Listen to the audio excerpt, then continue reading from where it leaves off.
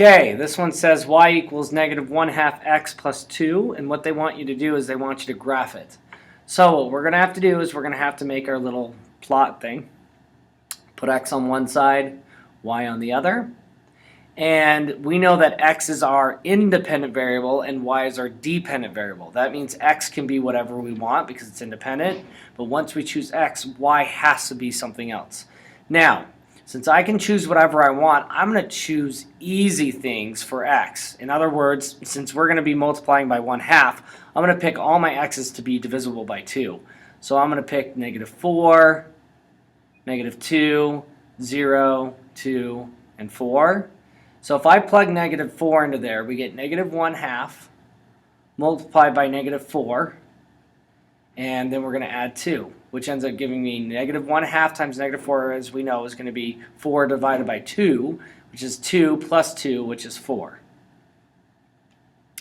Now for my next one, I can do the exact same thing, but this time I'm going to put in a -2.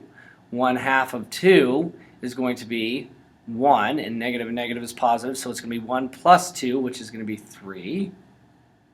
Do it again, but this time with 0. If I put a 0 in there, 1/2 of 0 is 0, plus 2 is 2. -1/2 of 2 is going to be -1 plus 2 is 1. And if you stick in a 4, -1/2 of 4 is -2. -2 plus 2 is 0. So I'm going to plot these now. As we know, we have x's and we have y's. In other words, they're pretty much points. So this -4 is actually the point -4, 4. So I can plot that on my thing. So -4, 1, 2, 3, 4. I'm going to plot a point right there. -2, 3. I'm going to plot a point right here. -1, nope, 0, 2.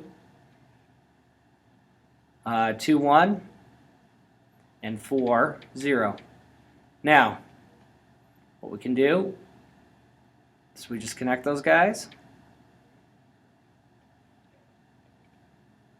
And it looks like we had enough points to really see that it really is a line.